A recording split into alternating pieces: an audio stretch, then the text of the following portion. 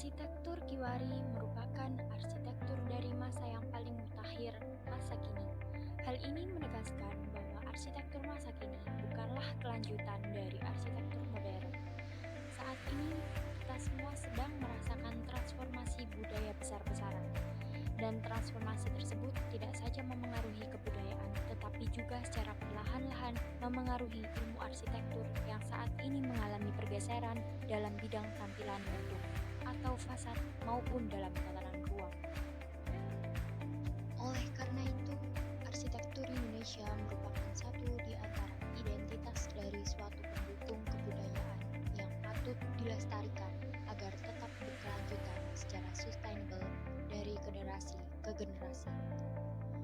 Hal ini berguna untuk mengetahui akar budaya yang terkait dengan bangunan arsitektur yang bersifat universal dan dapat ditemukan di mana saja.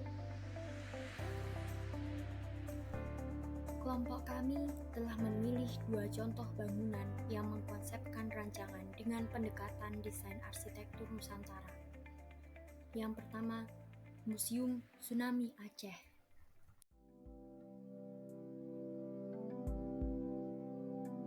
Menggunakan etnik Nusantara dalam bentuk ragam hias yang penuh metafora, museum yang didirikan pada 23 Februari 2008 ini berlokasi di Jalan Iskandar Muda, Banda Aceh dengan luas area 2.500 meter persegi oleh arsitek Ridwan Kamil.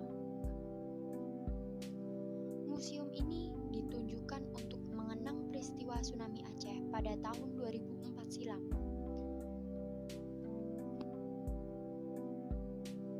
Merupakan hasil dari penggabungan tradisi adat Aceh yang berupa tarian adat Saman pada bagian corak dan juga ragam biasnya.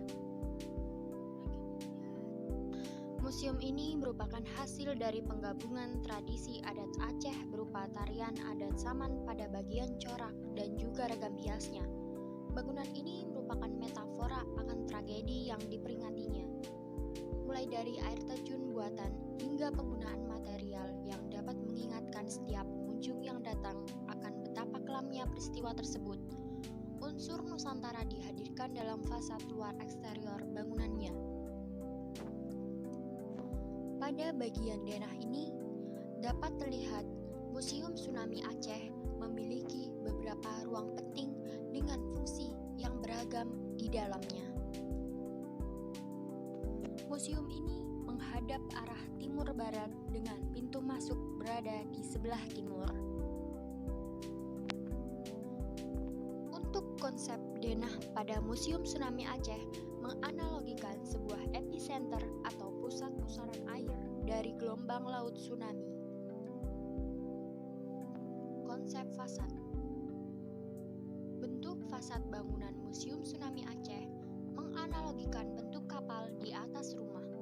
Kapal tersebut merupakan salah satu fenomena yang terdampar di dekat pantai Dilang Pulau Baru, Kota Banda Aceh pada saat terjadi bencana tsunami pada 26 Desember 2004. Dan saat ini, kapal tersebut telah dijadikan sebagai museum wisata situs tsunami Aceh.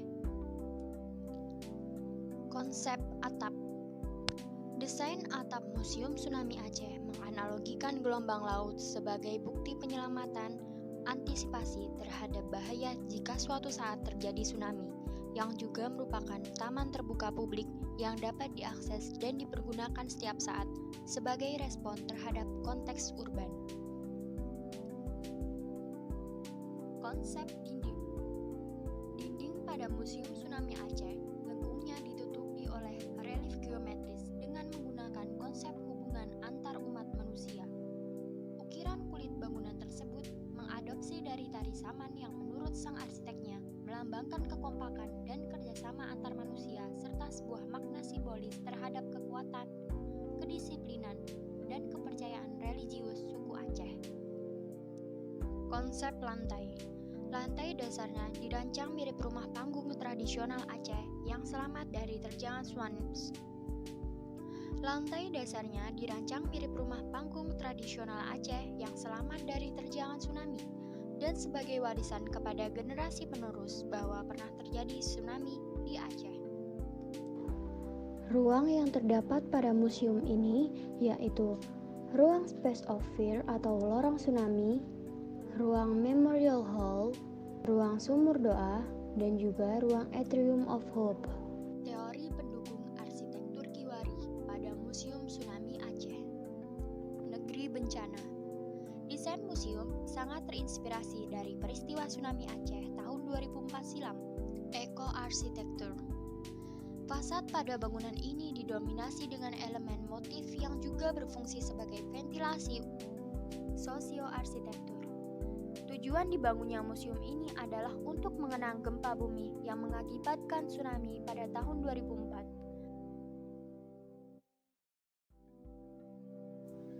Perpustakaan Warak Kayu didirikan pada bulan Agustus tahun 2020.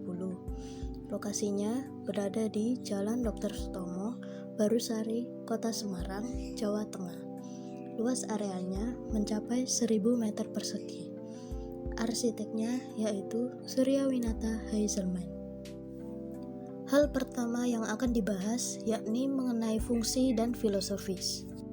Bangunan ini memberikan pandangan baru sebagai tempat membaca sekaligus tempat bermain yang nyaman.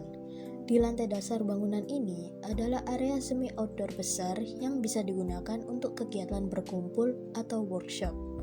Sedangkan di lantai atas merupakan area perpustakaan dan ruang membaca yang berisi rak-rak buku, kursi dan meja hingga jaring-jaring, sehingga membaca buku bisa sambil bersantai. Konstruksi bangunan yang ramah iklim tropis itu menyerupai susunan pola wajik dan mirip dengan sisik hewan warak ngendok. Warak ngendok yang menjadi cikal bakal nama perpustakaan kecil ini sendiri merupakan hewan rekaan dalam kearifan lokal Semarang yang merupakan makhluk mitologi dengan simbol keturunan etnis yakni Tiongkok, Arab, dan Jawa.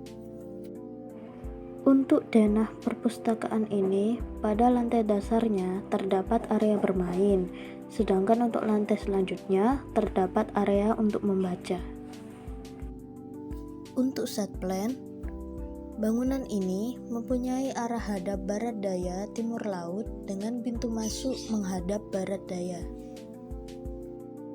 Hal lain yang akan kita bahas yakni mengenai penggunaan bahan yang ramah lingkungan.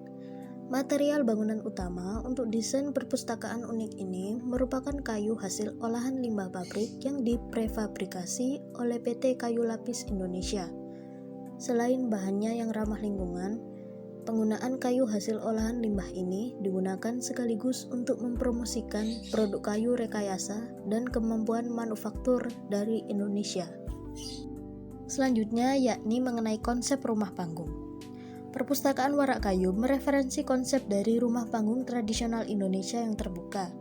Teknik ini digunakan untuk mengatur udara, pencahayaan, hingga memungkinkan ruang yang tersedia semakin banyak.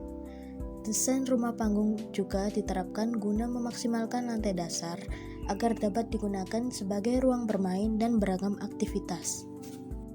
Selanjutnya, yakni mengenai fasad berbentuk wajik. Nama Warak Kayu sendiri terinspirasi dari pola susunan wajik pada fasad yang menyerupai sisik hewan mitologi khas Semarang yaitu warak. Bentuk ini sebetulnya terinspirasi dari sistem konstruksi Zollinger dari Jerman.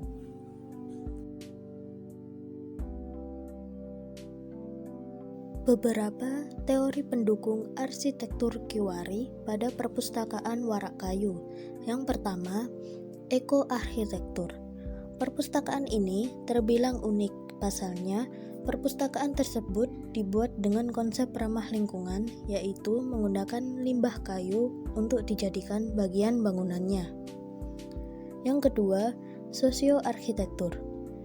Dengan adanya perpustakaan ini, minat baca masyarakat sekitar menjadi lebih baik. Harapan kedepannya agar semakin banyak konsep perpustakaan yang dibangun dengan konsep kekinian.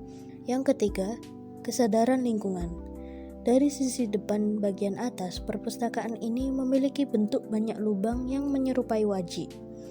Hal ini selain dari desain yang unik, secara fungsi dijadikan sebagai ventilasi udara, sehingga tanpa pendingin atau AC, para pengunjung tetap akan merasa sejuk.